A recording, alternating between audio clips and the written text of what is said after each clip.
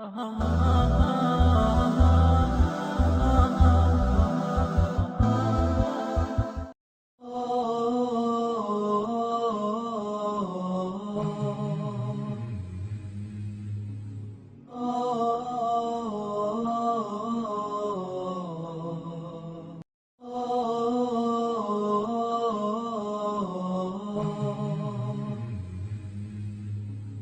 الحمد لله نحمده ونستعينه ونستغفره ونعوذ بالله من شرور أنفسنا وسيئات أعمالنا من يهده الله فلا مضل له ومن يضلل فلا هادي له أشهد أن لا إله إلا الله وحده لا شريك له وأشهد أن محمدا عبده ورسوله يا أيها الذين آمنوا اتقوا الله حق تقاته ولا تموتن إلا وأنتم مسلمون يا أيها الناس اتقوا ربكم الذي خلقكم من نفس واحدة وخلق منها زوجها وبث منهما رجالا كثيرا ونساء واتقوا الله الذي تساءلون به والأرحام إن الله كان عليكم رقيبا يا أيها الذين آمنوا اتقوا الله وقولوا قولا سديدا يصلح لكم أعمالكم ويغفر لكم ذنوبكم ومن يطع الله ورسوله فقد فاز فوزا عظيما أما بعد فإن خير الحديث كتاب الله وخير الهدي هدي محمد صلى الله عليه وسلم وشر الأمور محدثاتها وكل محدثة بدعة وكل بدعة ضلالة وكل ضلالة في النار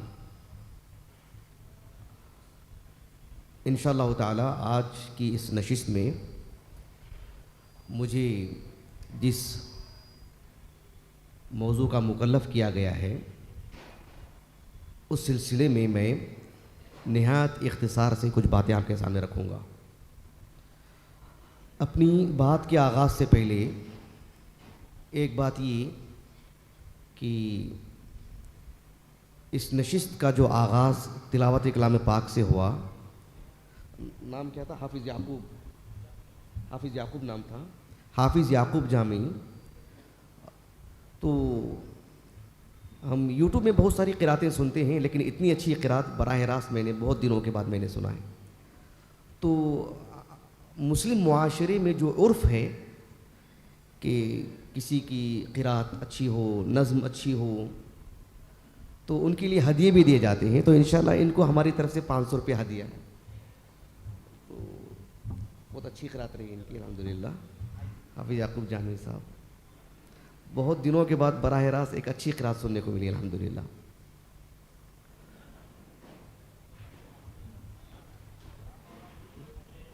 اچھا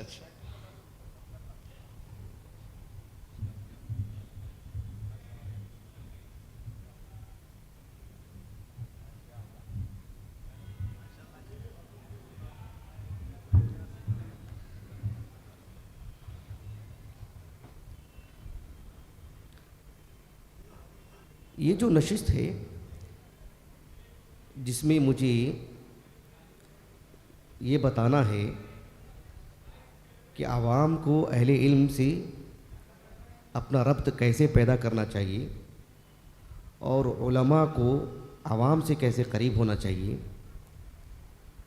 یہ موضوع پچھلے چند سالوں سے سوشل میڈیا پر بہت ہی گرم ہے۔ حالانکہ یہ نیا موضوع نہیں ہے، یہ قدیم موضوع ہے، لیکن اس موضوع کو بیان کرنے میں افراط و تفریط بہت ہوئی ہے، اونچ نیچ بہت ہوئی ہے، کھینچ تانی بہت ہوئی ہے۔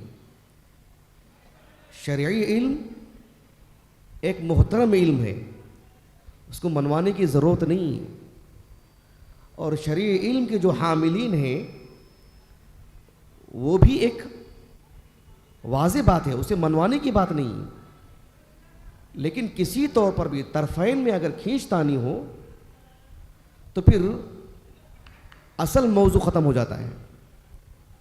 میں جو بات آپ کو بتانے جا رہا ہوں وہ یہ کہ شرعی علم اللہ رب العالمین نے اسے بہت ہی محترم علم بتائے ہیں، اور شرعی علم جن کے سینوں میں ہوتا ہے تفاوت کے ساتھ، کسی میں زیادہ کسی میں کم، اللہ رب العالمین نے ان کو اتنا بڑا مقام عطا کیا کہ اللہ رب العالمین نے اپنے نام کے ساتھ اللہ نے اہل علم کا نام بیان کیا۔ اللہ تعالیٰ نے سورۃ آل عمران میں بیان فرمایا، شہد اللہ انہ لا الہ الا ہو والملائکۃ واولو العلم. اللہ رب العالمین نے توحید کی جو گواہی دی ہے اس میں اللہ نے ملائکہ کا ذکر فرمایا اور انسانوں میں صرف اولو العلم کا اللہ نے ذکر فرمایا. ایک واضح بات ہے. لیکن شرعی علم حاصل کرنے والوں کی ایک جماعت ہونی چاہیے. امت مسلمہ کے جو علماء ہیں، ذمہ داران ہیں، سرپرست افراد ہیں، انہیں اس بات کا اہتمام کرنا چاہیے کہ ہمارے محلے سے، ہمارے گھرانے سے چند ایک افراد شرعی علم کے لیے اپنی زندگی وقف کر دیں. پہلے سے ہی طے کر لینا چاہیے. اگر کوئی اپنی سبھی اولاد کو اس میں لگا دیتا ہے تو بہت اچھی بات ہے. ہو سکتا ہے ایک شخص ذمہ دار ہے مسجد کا، مدرسے کا، محلے کا، ایک مسلمان ذمہ دار، وہ کسی کی ذہن سازی کرے اور سمجھائے کہ جو ہے یہ ضروری ہے، شرعی علم پڑھنے والے افراد ہونے چاہیے، اس میں خلا نہیں ہونا چاہیے. قرآن مجید کی ایک آیت کریمہ ہے سورۃ النحل کی. اللہ تعالیٰ نے فرمایا وَمَا أَرْسَلْنَا مِن قَبْلِكَ إِلَّا رِجَالًا نُوحِي إِلَيْهِمْ فَاسْأَلُوا أَهْلَ الذِّكْرِ إِن كُنتُمْ لَا تَعْلَمُونَ. اس آیت کریمہ میں دو باتیں بتائی گئی ہیں. ایک بات تو یہ ہے جو آیت کریمہ سے بالکل ظاہر ہے، جسے کہتے ہیں نا عبارت النص. عبارت النص کا مطلب کیا ہوتا ہے؟ عبارت میں جو بات بتائی جا رہی ہے ایک عام آدمی بھی جب پڑھتا ہے تو بات اسے جو معلوم ہوتی ہے وہ بات سیاق سباق سے سمجھنے کی ضرورت نہ ہو، مزید حاشیے کی ضرورت نہ ہو، شرح کی ضرورت نہ ہو. عبارت سے جو بات سمجھ میں آتی ہے وہ یہ ہے کہ فَاسْأَلُوا أَهْلَ الذِّكْرِ إِن كُنتُمْ لَا تَعْلَمُونَ. اللہ تعالیٰ نے کہا کہ اگر شرعی اعتبار سے کسی چیز کا علم نہ ہو تو اہل علم سے پوچھ لیں. لیکن اس آیت کریمہ سے متعلق عالم اسلام کی ایک مشہور عالم دین ہے شیخ عبد الوہاب الخلاف رحمہ اللہ. 1956 میں آپ کا انتقال ہوا، 1950 میں. مصر کے تھے اور مصر کے قاضی بھی بنے. ان کی کتاب ہے علم اصول الفقہ، مدارس میں پڑھائی جاتی ہے. اس میں آپ نے اس آیت کریمہ سے متعلق ایک بات یہ کہی کہ عبارت النص کا تقاضا یہ ہے کہ علماء سے پوچھنا چاہیے، لیکن اشارت النص کا تقاضا کیا ہے؟ یعنی اس آیت کریمہ سے ایک اور بات بھی بتائی جا رہی ہے جو لکھت میں نہیں ہے، اس کا لازمی تقاضا ہے. اشاری زبان میں وہ بات بتائی جا رہی ہے، اندرون وہ بات بتائی جا رہی ہے. آپ نے کہا یفہم منہ بطریق الاشارۃ ایجاب ایجاد اہل الذکر فی الامہ. یہ بہت گہری بات ہے جو آپ نے کہی. اس آیت کریمہ سے اللہ رب العالمین امت کو یہ بات بتا رہے ہیں، امت مسلمہ کو، کہ علم کس سے سوال کریں؟ علم سے متعلق اہل علم سے نا. تو اس آیت کریمہ میں یہ بھی بتایا جا رہا ہے کہ علماء کے ایک جماعت بھی تیار کرنا واجب ہے. علماء کو تیار کرنا بھی واجب ہے. جب علماء کو تیار ہی نہیں کریں گے تو پوچھیں گے کس سے؟ یہ بڑی اہم بات ہے. عالم اسلام کی ایک بہت بڑی شخصیت ہے، بہت بڑی شخصیت، امام ابو اسحاق الشاطبی رحمہ اللہ. 792 ہجری سن وفات ہے آپ کا. آپ کی ایک کتاب ہے الموافقات. الموافقات علماء کے نزدیک یہ کتاب بہت ہی محترم کتاب، بہت ہی محترم کتاب، بہت ہی اصولی کتاب. آپ نے الموافقات میں کتاب کے آغاز میں کئی مقدمات قائم کی ہیں. مقدمہ نمبر جو 12 ہے اس میں آپ نے علماء کو، عوام کو، استاذ کو، شاگرد کو باپ بیٹے کا رشتہ بتائے. باپ بیٹے کیسے ہوتے ہیں؟ باپ اپنے بچے کے لیے کتنا فکر مند ہوتا ہے، اس کی ڈانٹ میں بھی محبت، اس کی مار میں بھی محبت، اس کے غصے میں بھی محبت ہے. اور اگر وہ کسی بنیاد پر 2 دن بات نہیں کرتا ہے تو اس میں بھی ایک محبت ہوتی ہے. یہ معاشرے میں ہم دیکھتے نہیں ہیں. کہا کہ استاذ ایسے ہونا چاہیے طلبہ کے لیے، ایسے نہیں ہے کہ وہ بس دوری اختیار کرتے جائے، نفرت کا اظہار کرے. جیسے عام طور پر ہوتا ہے، استاذ کا مطلب یہ ہاتھ میں چھڑی ہونا، چھوٹی موٹی باتیں مارنا، ہر دن کھڑا کرنا، مثلا اس کی عزت نہیں کرنا، اس کی توہین کرنا، اس کی جسامت، خط و قامت اور اس کے خاندان قبیلے کو رکھ کر کے اس پر عیب جوئی کرنا. استاذ تو کبھی ایسا ہو ہی نہیں سکتا ہے، کیونکہ باپ کبھی اپنے بیٹے سے متعلق ایسی گفتگو نہیں کرتا ہے. بیٹا بھی ایسی ہی باپ کے لیے سب چیزیں بھلا دیتا ہے، اس کی عقیدت میں، اس کی محبت میں. تو یہ باپ بیٹے کا جو رشتہ ہوتا ہے بڑا اٹوٹ رشتہ ہوتا ہے. استاد اور شاگرد کا بھی ایسی ہی، علماء اور عوام کا بھی ایسی ہی، امام اور مصلیوں کا ایسی ہی. اس میں درمیان میں کوئی چیز حائل ہونی نہیں چاہیے. اس موضوع سے متعلق گفتگو کرنے کی حاجت ہی نہیں ہونی چاہیے. اتنا محترم اور اتنا پیارا رشتہ ہے یہ. امام ابو اسحاق الشاطبی رحمہ اللہ نے اس بات کو بیان فرمائے کہ انسان جو علم حاصل کرتا ہے، کہا کہ اس کے 2 طریقے ہیں. انسان جو علم حاصل کرتا ہے، انسان کوئی بھی انسان، اللہ رب العالمین نے انسان کی فطرت میں جو علم کے حصول کے جو ذرائع رکھے ہیں، کہا کہ 2. کہا کہ ایک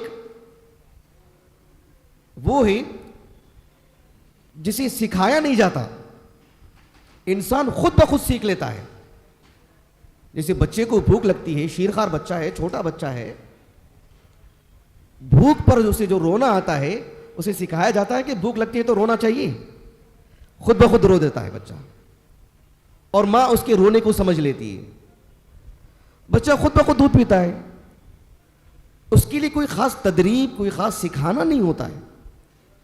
کہا کہ ایک تو یہ طریقہ ہے، اور کہا کہ دوسرا طریقہ وہ، کہا کہ بالواسطہ، ایک واسطے کے ذریعے سے. جسے چلنا سکھاتے ہیں بچے کو، اسے چلنا سکھاتے ہیں، بولنا سکھاتے ہیں، کھانا پینا سکھاتے ہیں، کپڑے پہننا سکھاتے ہیں، وغیرہ وغیرہ. یہ تو انسان کے عام ضروریات کی بات ہوئی. لیکن جب بات شرعی علم کی آتی ہے، شریعت کی علم کی آتی ہے، تو ابو اسحاق الشاطبی رحمہ اللہ نے کہا کہ اس میں بس ایک ہی طریقہ ہے. کہا کہ لا بد ان یاخذ العلم، کہا کہ علم انہی سے حاصل کرنا چاہیے بمن هو اہلہ، جو شرعی علم کے حاملین ہیں انہی سے علم حاصل کرنا چاہیے. اتنا جوڑ کے رکھا شریعت نے ان کو. شرعی علم علماء سے لینا چاہیے، اور اس کے بھی 2 طریقے بیان کیا آپ نے. غور سے سننا ہے، ہاں آخر میں امتحان ہوگا. کیونکہ آپ نے کہا نا کہ جو مدرسے سے بلایا جاتا ہے، تو ہمارے ذہنوں میں ایک ہی بات ہوتی ہے کہ پڑھانے کے بعد امتحان لینا، تو امتحان بھی ہوگا. ابو اسحاق الشاطبی رحمہ اللہ نے کہا کہ علماء سے علم لینے کے 2 طریقے. پہلا طریقہ یہ ہے کہ المشافہہ. المشافہہ کا مطلب کیا ہے؟ کوئی بتا سکتے ہیں المشافہہ؟ براہ راست علم لینا، براہ راست علم لینا. 2 طریقوں میں سے پہلا طریقہ یہ ہے کہ المشافہہ. ابو اسحاق الشاطبی رحمہ اللہ نے کہا ہی انفع الطریقین واسلمہما. یہ نفع کے اعتبار سے، سالمیت کے اعتبار سے، فائدے کے اعتبار سے سب سے بہترین طریقہ ہے. اور ایک ایسی خصوصیت ہے، خاصیت جعلها اللہ بین المعلم والمتعلم. اللہ نے استاذ اور شاگرد کے درمیان یہ جو رشتہ رکھے ہیں مشافہتن کا، براہ راست علم لینا، یہ سب سے بہترین طریقہ ہے یہ. اور یہ ان کی خصوصیت، ان کی خاصیت ہے. یہ اللہ نے انہی کو عطا فرمائی ہے کہ استاذ سے براہ راست علم لیا جائے مشافہتن. اور دوسرا طریقہ کون سا ہے؟ دوسرا طریقہ یہ ہے مطالعۃ کتب المصنفین، علماء کی کتابیں پڑھنا. علماء کی کتابیں پڑھنے میں کیا آزاد ہیں؟ کہا کہ علماء کی کتابیں پڑھنے سے بھی علم حاصل ہوتا ہے، لیکن 2 شرطوں کے ساتھ. یہ کوئی تنگی پیدا نہیں کی جا رہی، دباؤ نہیں ڈالا جا رہا ہے، قابل بنایا جا رہا ہے، سدھار لایا جا رہا ہے، اس کو پیروں پہ کھڑا کیا جا رہا ہے ایک طالب علم کو، کہ اگر علماء سے براہ راست پڑھنے کا موقع نہیں مل پا رہا کسی کو، یا بہت زیادہ نہیں مل پا رہا ہے، تو علماء سے اصول سیکھنے کے بعد کتابوں سے بھی علم لیا جا سکتا ہے، لیکن وہ بھی 2 شرطوں سے. کہا کہ پہلی شرط کیا ہے؟ پہلی شرط یہ ہے کہ معرفت و اصطلاحات اہلی. جب کتابیں پڑھتے ہیں اس کتاب کے موضوع کو سمجھنا، اس کتاب کے مقاصد کو سمجھنا، بالخصوص اس کتاب کے اصطلاحات کو سمجھنا. حدیث کی کتابیں ہیں، فقہ کی کتابیں ہیں، اصول فقہ کی کتابیں ہیں، اصول حدیث کی کتابیں ہیں، لغت عرب پر لکھی گئی کتابیں ہیں. اصطلاحات سے جب تک واقف نہیں ہوں گے تو پھر ان کتابوں سے آپ مالا مال نہیں ہو سکتے. اب اصطلاحات جاننے کے لیے کہاں جانا پڑے گا؟ تو ابو اسحاق الشاطبی رحمہ اللہ نے کہا وَهَذَا يَحْصُلُ بِالطَّرِيقِ الْأَوَّلِ. وہ طریقہ کیسے، وہ علم کیسے حاصل ہوگا؟ علماء سے جڑنے سے ہی. علماء سے جڑیں گے تبھی کس کتاب کے کیا اصطلاحات ہیں وہ معلوم ہو سکتے ہیں، بصورت دیگر نہیں. اچھا، دوسری شرط جو آپ نے بتائی، دوسری شرط آپ نے یہ بتائی ان يتحرى الى كتب المتقدمین، جہاں تک ہو سکے قدیم علماء کی کتابیں پڑھیں. آپ نے اپنے دور میں یہ بات کہی ہے. قدیم علماء کی کتابوں میں بڑی باریکیاں ہوتی ہیں، گہرائی ہوتی ہے، غلطیاں کم ہوتی ہیں، تقوی طہارت نمایاں رہتا ہے، شفافیت رہتی ہے موضوع میں، اور بھی بہت سارے فائدے اس میں ہوتے ہیں. یہ آپ نے بہت ساری باتیں اس میں لکھی ہیں. خلاصہ کلام یہ ہے کہ اللہ سبحانہ و تعالیٰ نے شرعی علم کو جتنی اہمیت دی ہے اور اس کا مقام بتائے ہیں، وہیں پر اس کے حصول کے طور طریقے بھی اللہ نے بتائے ہیں. جسے علماء نے بیان کیا ہے، اس سے دوری اختیار نہیں کرنی چاہیے، نقصان ہمارا ہی ہوگا. اور یاد رکھ لیجئے امت میں اللہ تعالیٰ کبھی اعتبار نہیں پیدا کریں گے. جو صحیح طریقے سے علم نہیں حاصل کریں گے، درست طریقہ اختیار نہیں کریں گے، اللہ کے دین میں جو چیز مطلوب ہے شرعی علم کے حصول میں، جس طرح سے نماز صحیح طریقے سے نہیں پڑھی جائے گی تو نماز سے متعلق ہماری طبیعت میں جو حساسیت ہے، شرعی علم کے حصول میں بھی ہمارے اندر وہ حساسیت ہونی چاہیے. نقصان ہمارا ہی ہوگا. اسی لیے امام ابو الحجاج المزی رحمہ اللہ، عالم اسلام کے بہت بڑے عالم دین، بہت بڑے عالم دین، شیخ الاسلام ابن تیمیہ رحمہ اللہ کے رفیق، جگری دوست کہتے ہیں نہیں، ہر پہلو ساتھ رہنے والے ابن تیمیہ کے رحمہ اللہ. شیخ الاسلام ابن تیمیہ رحمہ اللہ کو بڑا اعتبار تھا ان پر، گہرے دوست. حافظ ابن کثیر رحمہ اللہ کے رشتے میں سسر ہوتے ہیں وہ. ابو الحجاج المزی رحمہ اللہ، آپ کی جو کتاب ہے تہذیب الکمال فی اسماء الرجال، اس کے مقدمے میں آپ نے امام یحییٰ ابن معین رحمہ اللہ کا ایک قول نقل کیا ہے. آپ نے کہا کہ آلۃ الحدیث الصدق، الشہرۃ، الطلب، وترک البدع، واجتناب الکبائر. آپ نے کہا کہ حدیث کے جو آلات ہیں، حدیث کو پڑھنے پڑھانے والوں کے جو خصائل ہیں، جو خوبیاں ہیں، جو ضروریات ہیں، کہا کہ الصدق، قول میں عمل میں سچے ہوں، سچائی ان کی زندگی کا حصہ ہو. فوٹو لے رہے ہیں. اور دوسری بات کہی کہ الشہرۃ. الشہرۃ کا کیا مطلب ہے؟ الشہرۃ کا مطلب یہ ہے کہ علم و فضل میں علماء کے مابین، امت کے مابین، عوام کے مابین ان کا مقام ہو، ان کی شہرت ہو. کہاں انہوں نے بچپن سے پڑھا ہے، حفظ کیا ہے، پھر جو ہے انہوں نے دینی علم حاصل کیا ہے، اساتذہ سے پڑھے ہیں، اور ایک زندگی لگائی ہے انہوں نے، اسی میں رہے ہیں. یہ بات ہونی چاہیے. یہ مطلب ہے شہرت کا. آج سوشل میڈیا کا دور ہے، جس کے ہاتھ میں موبائل ہے، جس کے پاس یوٹیوب چینل ہے، وہ اپنی ایک ویڈیو ڈال سکتے ہیں اس میں، اور شہرت حاصل ہو سکتی ہے، وہ معنی نہیں شہرت کا. شہرت کا معنی یہ ہے کہ علماء کے مابین، عوام کے مابین، امت مسلمہ کے مابین معروف ہو.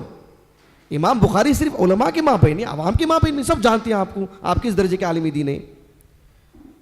تو یہ بات ہے اس میں. اور الطلب کہا، الطلب کہ انہوں نے شرعی علم کو اس کے سبھی اجزاء، انہوں نے حدیث پڑھی ہو، قرآن پڑھا ہو، تفسیر پڑھی ہو، شروحات پڑھے ہوں اساتذہ کے پاس، عربی زبان پڑھی ہو، اصول فقہ پڑھے ہوں، اصول حدیث پڑھے ہوں، زمانہ لگایا ہو اس میں، یہ سب چیزیں اس میں ہونی چاہیے. بدعات سے وہ دور ہوں، کبیرہ گناہ ان کی زندگی میں نہ ہو. یہ سب کہا کہ آلۃ الحدیث ہیں یہ سب. آج سوشل میڈیا کا دور ہے، یوٹیوب چینل پر آپ کو 50 چہرے ملیں گے آپ کو، جس کی آواز بلند ہے، جو زیادہ دیر تک بولتے ہیں، یا سمجھ رہے ہیں آپ، دنیا بھر میں اردو زبان میں، انگریزی زبان میں، یہ زبان کا جو چٹخارا ہوتا ہے، آپ اس کو دور رکھیں، شرعی علم کی نزاکت کو سمجھیں. اگر کسی کو مشکل ہو رہی ہے تو اللہ سے دعا کریں. امام بدر الدین ابن جماعہ رحمہ اللہ کی کتاب ہے تذکرۃ السامع والمتکلم، اس میں آپ نے ایک بات کہی کہ ینبغی للطالب ان یقدم النظر ویستخیر اللہ فی من یأخذ عنہ العلم. کہا کہ ایک طالب علم کو اللہ تعالیٰ سے استخارہ کرنا چاہیے، دعا کرنا چاہیے، خیر مانگنا چاہیے کہ اللہ میں کس سے علم حاصل کروں، کس سے مجھے ٹھوس علم ملے گا. اس طرز پر علم حاصل کریں گے تو پھر اللہ رب العالمین ترقی دیتے، پھر اتقان پیدا ہوتا ہے. میں یہ باتیں کیوں بتا رہا ہوں آپ کو کہ شرعی علم صحیح طریقے سے حاصل کریں گے، درست طریقے سے حاصل کریں گے تو اس کے بہت فائدے ہیں اس کے. میں آپ کو عمر بن خطاب رضی اللہ عنہ کی زندگی سے 2 فائدے بتاتا ہوں، وہ میرے اپنی طرف سے نہیں، امام ابو اسحاق الشاطبی نے مثال دی ہے. امام ابو اسحاق الشاطبی رحمہ اللہ کہتے ہیں جو طلبہ اساتذہ سے پڑھتے ہیں اور ایک زندگی لگاتے ہیں، ان کی زندگی میں کتنا فائدہ ہوتا ہے شرعی علم کے حصول میں. امام شاطبی رحمہ اللہ نے کہا عمر بن خطاب رضی اللہ عنہ کی جو مروی معروف حدیث ہے، متفق علیہ حدیث ہے، صحیح بخاری میں تو کئی جگہ پر ہیں، کتاب الصلاح میں ہے، صحیح مسلم کی کتاب الفضائل میں ہے، کتاب الجہاد والسیر میں ہے. عمر بن خطاب رضی اللہ عنہ کہتے ہیں وافقت ربی فی 3، کہ 3 امور میں نے میرے رب کی موافقت کی ہے. اللہ رب العالمین نے جو شریعت نازل کی، میرے دل میں بھی وہ بات تھی. حالانکہ پہلے عمر بن خطاب کے دل میں بات تھی وہ ظاہری اعتبار سے، بعد میں آیتیں نازل ہوئی، لیکن ادب ہے یہ. وافقنی ربی نہیں کہا، میرے رب نے میری موافقت کی نہیں کہا، وافقت ربی، میں نے میرے رب سے جو ہے 3 امور میں موافقت کی. حالانکہ وہ 3 ہی باتیں نہیں ہیں، یہ مفہوم العدد نہیں ہے، اس میں ابن حجر رحمہ اللہ نے 14 امور ذکر فرمائے ہیں. اس حدیث کو ذکر کر کے ابو اسحاق الشاطبی کہتے رحمہ اللہ کہ عمر بن خطاب رضی اللہ عنہ کا علم اتنا ٹھوس کہا کہ وافقت ربی، متعدد امور میں، وہاں تو 3 کی بات ہے، متعدد امور میں نے میرے رب کی موافقت کی. اچھا کہاں سے آیا اتنا ٹھوس علم عمر بن خطاب کو؟ کہاں سے آیا اتنا ٹھوس علم؟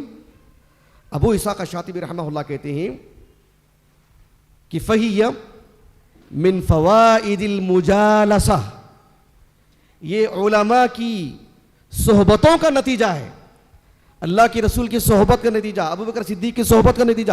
دونوں آپ کے استاذ ہیں، دونوں سے آپ کی روایت ہے، یہ علماء کی صحبت کا نتیجہ ہے. کتنی بڑی بات ہے.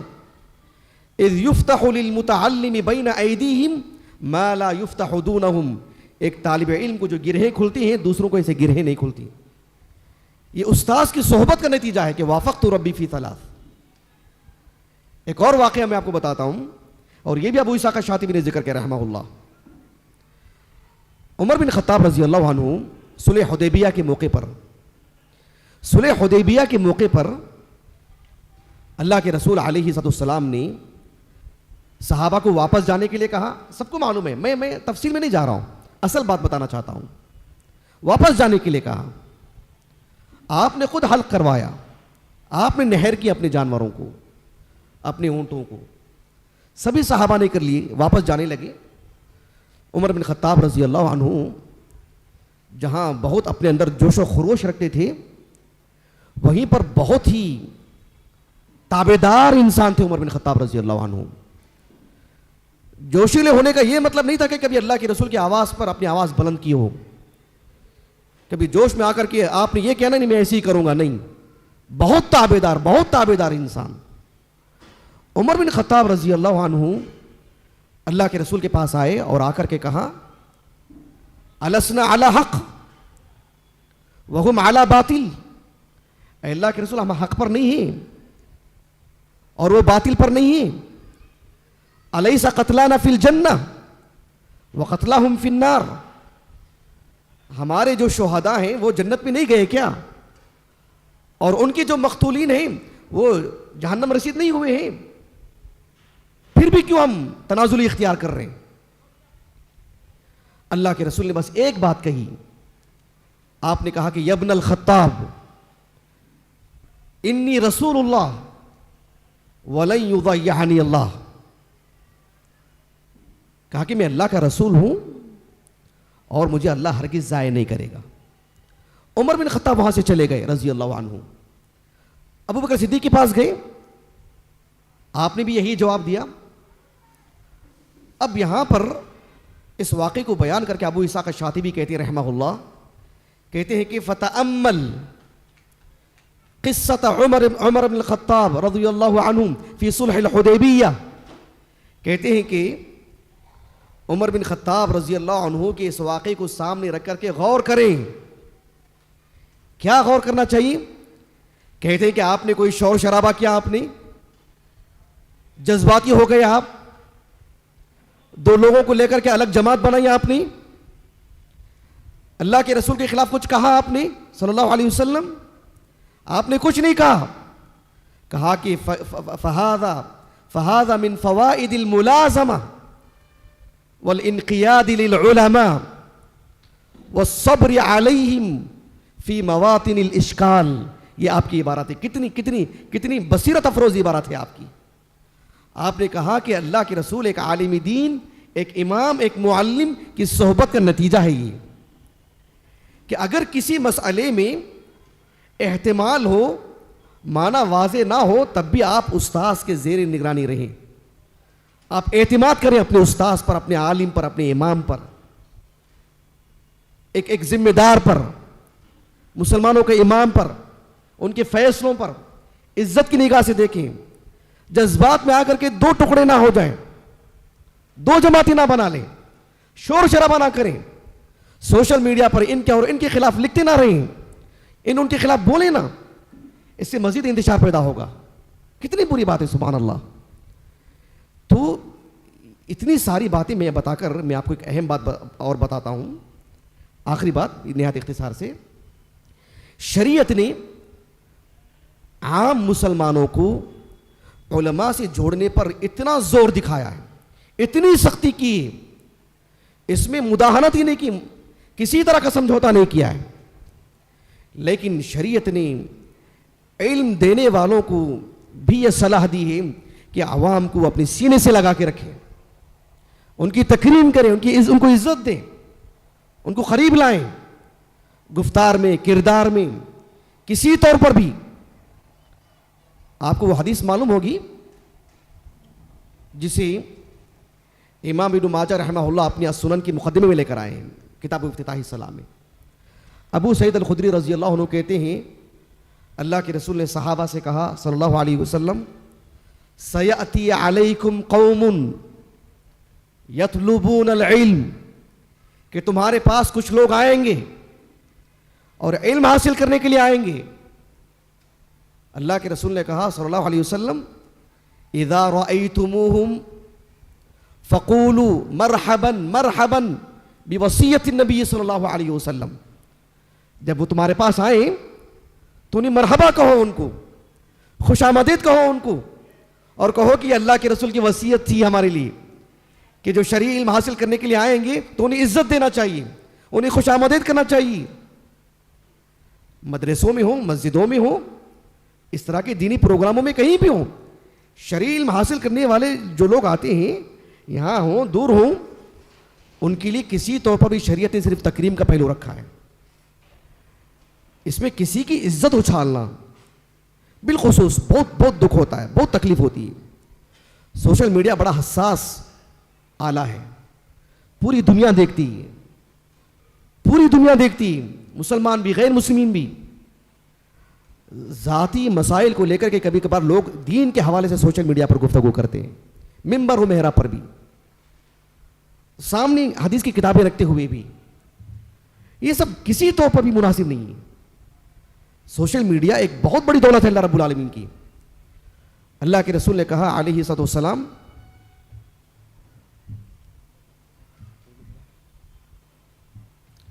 آپ علیہ الصلوۃ والسلام نے کہا بوصیت النبی صلی اللہ علیہ وسلم، کہا کہ اقنوہم یعنی علموہم، انہیں علم سکھاؤ. اللہ کے رسول علیہ الصلوۃ والسلام بحیثیت نبی آپ کے کئی مناصب ہیں، آپ ایک معلم بھی ہیں. معلم کو اللہ کے رسول صلی اللہ علیہ وسلم نے ایک والد کا درجہ دیا ہے. انما انا والدکم، ابھی جو میں نے سنن ابن ماجہ کی جو روایت پیش کی نا، شیخ البانی نے حسن کہا ہے اس کو. یہ جو سنن ابی داؤد کی حدیث ہے انما انا والدکم جو کہا اللہ کے رسول نے، ایک والد کا مرتبہ کیا ہوتا ہے، ایک رشتہ کیا ہوتا ہے بچوں سے، وہ بچوں کے لیے کتنا فکر مند ہوتا ہے. معاشرے میں ایک آدھ کوئی باپ ہوگا جو اپنی ظلم کی داستان سناتا ہوگا کہ میرے بچوں نے ایسا کر دیا. ایک آدھ کوئی باپ، ایک آدھ کوئی ماں کرتی ہوگی، ایک آدھ کوئی بچہ کرتا ہوگا، کوئی ایک شوہر، کوئی ایک بیوی سوشل میڈیا پر آ کے بات کرتے ہیں، ورنہ کوئی بھی اپنے گھر کی بات باہر لے کر نہیں آتے. تو معلم اور متعلم، امام اور مصلی، عوام اور علماء یہ باپ بیٹے کی طرح ہیں. اپنی کسی طرح کی ایسی ناخوشگوار مسائل ہو سوشل میڈیا کا کبھی حصہ نہیں بننا چاہیے. اللہ کے رسول علیہ السلام ایک معلم ہیں. ایک معلم سے متعلق بنیادی بات یہ ہے کہ اس کے اندر ترحم کا جذبہ ہونا چاہیے، ترحم کا جذبہ ہونا چاہیے. اللہ سبحانہ و تعالیٰ نے قرآن مجید میں فرمایا سورۃ التوبہ کے آخر میں، لَقَدْ جَاءَكُمْ رَسُولٌ مِّنْ أَنفُسِكُمْ عَزِيزٌ عَلَيْهِ مَا عَنِتُّمْ حَرِيصٌ عَلَيْكُمْ بِالْمُؤْمِنِينَ رَءُوفٌ رَحِيمٌ. ہو سکتا کچھ لوگ یہاں پر حافظ قرآن ہوں گے، نہیں بھی ہیں تو مراجعہ کریں جا کر کے. جو آیت کریمہ میں نے پڑھی ہے نا، سورۃ التوبہ کی آخری سے پہلے والی آیت کریمہ ہے. دلچسپ اور حیران کن بات یہ ہے، اس آیت کریمہ میں اللہ کے رسول علیہ السلام کے رؤوف اور رحیم ہونے کو بتایا جا رہا ہے، جبکہ آپ پوری سورت اٹھا کر کے دیکھو اس میں جہاد کے مسائل ہیں، اس میں منافقین پر پکڑ کی بات ہے، مواخذے کی بات ہے، اس میں سخت سے سخت احکام نافذ کیے گئے ہیں. ساعۃ العسرہ کا ذکر ہے اس میں. اتنی سنگینی اس صورت کے اندر دکھائی دیتی ہے ظاہری طور پر، لیکن رسول کا تعارف اسی صورت میں بتایا جا رہا ہے کہ رؤوف الرحیم. اللہ کے رسول علیہ الصلوۃ والسلام سے متعلق مفسرین کہتے ہیں، ابن کثیر وغیرہ نے بھی ذکر کیا رحمہ اللہ، بات یہ ہے کہ اس صورت میں جو ایک مدنی صورت ہے اور آخر میں نازل ہونے والی صورتوں میں سے ہے، سخت سے سخت احکام اس صورت میں نازل کیے گئے ہیں. معاشرے پر پکڑ کی بات بھی اس کے اندر موجود ہے، آنکھ میں آنکھ ڈال کر کے لڑنے کی بات بھی ایک خاص پس منظر میں اس میں بتائی گئی. جب وہ پس منظر ایک صورتحال کے اعتبار سے، لیکن اللہ کے رسول کا تعارف کروایا گیا تو کیسے؟ کہا کہ لقد جاءکم رسول من انفسکم عزیز علیہ ما عنتم حریص علیکم بالمؤمنین رؤوف الرحیم. کہا کہ اللہ کے رسول علیہ السلام کا معاملہ جو کسی کے ساتھ سخت معاملہ بھی ہوتا ہے، دراصل اس میں رحم ہی پنہا رہتا ہے، رحم دلی ہوتی ہے، اس میں پیار ہے، اس میں محبت ہے. اس میں بظاہر لگ رہا ہے کہ اس میں سختی ہے، جیسے ماں باپ کا جو معاملہ ہوتا ہے، ایک سوئے ہوئے بچے کو زور سے اٹھاتے ہیں، زبردستی کرتے ہیں، کھلا کر کے سلاتے ہیں. ظاہر میں بچے کو کیسے لگ رہا ہے؟ دوائی دیتے ہیں کیسے لگتا ہے اس کو؟ کہا کہ سورۃ التوبہ یہ بات بتا رہی ہے کہ سورۃ التوبہ کا موضوع بتا رہا ہے کہ اس میں بڑی سختی بتائی جا رہی ہے، لیکن اللہ کے رسول کا تعارف اس میں کیسے کیا جا رہا ہے۔ صحیح مسلم کی ایک حدیث ہے کتاب الفضائل کی، ابو ہریرہ رضی اللہ عنہ کہتے ہیں اللہ کے رسول نے کہا صلی اللہ علیہ وسلم کہ ان لی اسماء، اللہ کے رسول نے اپنے ناموں سے متعلق بتائے، کہا کہ انا محمد وانا احمد وانا الماحی الذی یمحو بی الکفر وانا الحاشر الذی یحشر الناس قدمین، اور کہا وسماہ اللہ رؤوفا رحیما، اللہ نے اللہ کے رسول کو رؤوف الرحیم کہا۔ تو شرعی علم دینے میں اس بات کو ملحوظ رکھنا چاہیے کہ رحم غالب رہے، رحم غالب رہے۔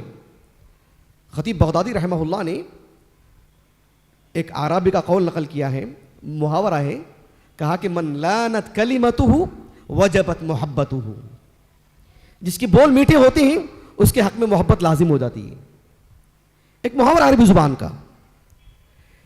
اور اس معاملے میں شریعت اہل علم کو یہی توجہ دلاتی ہے کہ وہ کسی آنے کا انتظار نہ کریں، اگر کسی سے غلطی ہو رہی تو ہم خود چلے جائیں، ان سے رابطہ کر لیں، ان کو سمجھا دیں، ان کو بول دیں، وہ میرے پاس آئیں گے تو میں سمجھاؤں گا، ایسا نہیں۔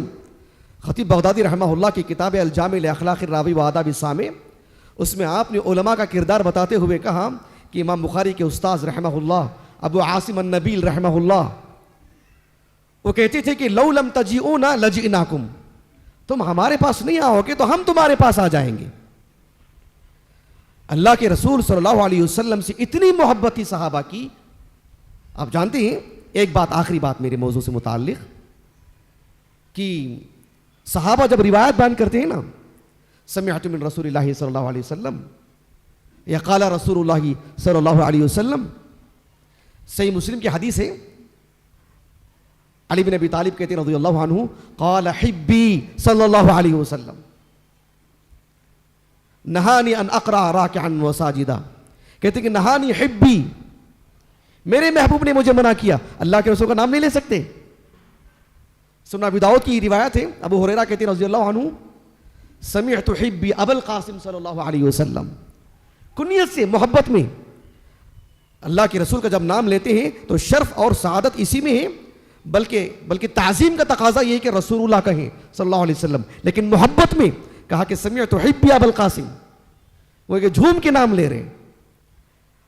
تو یہ کب ہوگا؟ یہ کسی طور پر بھی مناسب نہیں ہے۔ اللہ سبحانہ و تعالی ہمارے ذمہ داران کو، ہمارے علماء کو، عوام کو ایک دوسرے کے قریب ہونے، ایک دوسرے سے مل جل کر رہنے کی اللہ تعالیٰ توفیق دے، سعادت دے۔ ملک کے صورت حالات تو اتنے خراب ہوتے جا رہے ہیں کہ ہندو مسلم ملنے کے لیے تیار ہیں، بلکہ ملنا چاہتے ہیں۔ ہم اس میں اب بہتری سمجھتے ہیں کہ ہم قریب رہیں، اور پھر مسلمان ملنے میں کتنی نزاکت ہونی چاہیے، اندازہ لگائیے۔ پھر ایک عقیدے کے حامل ہوں، ایک منہج کے حامل ہوں، چھوٹی موٹی بات کو لے کر سوشل میڈیا پر ایک ہائی پیدا کر لینا، دوریاں پیدا کر لینا، ذمہ داران کو بانٹ دینا، علماء کو بانٹ دینا، عوام کو بانٹ دینا، یہ بتائیے یہ کون سا دین ہے؟ یہ بتائیے، یہ غیر سنجیدگی ہے سب۔ اللہ تعالیٰ ہماری حفاظت فرمائے۔ اللہ سبحانہ و تعالیٰ محترم کاظم بھائی کو اجر عظیم سے نوازے۔ تقریباً آج کتنے 27 جو ہے رجب کی 27 رجب ہے، تقریباً ایک ماہ پہلے یعنی ربیع الاخر کے 27 تاریخ لگ بھگ تب سے رابطے میں ہے اس پروگرام کے لیے۔ پچھلے 2 دن سے طبیعت اتنی ناساز ہو گئی، میں نے کل معذرت کر دیا تھا کہ نہیں آ پاؤں گا، لیکن اللہ کے فضل و کرم کے بعد آپ کی محبت غالب تھی کہ میں چلا آیا یہاں پر الحمدللہ۔ اللہ رب العالمین ہمارے یہاں پر ملنے جلنے کو اور کچھ کہنے سننے کو اللہ تعالیٰ ہمارے لیے ذخیرہ آخرت بنائیں۔ اور یہاں پر ہمارے بڑے موجود ہیں، شیخ عبدالرحیم خرم جامین، ہم بچپن سے دیکھتے آ رہے ہیں الحمدللہ۔ تو اچانک آپ آ گئے، زبان میری بند ہو گئی تھی، اور ہمارے مولانا ثناء اللہ مدنی بھی ہیں۔ اللہ رب العالمین سب کو اجر عظیم سے نوازے۔ بارک اللہ فیکم جمیعاً، وآخر دعوانا الحمدللہ رب العالمین۔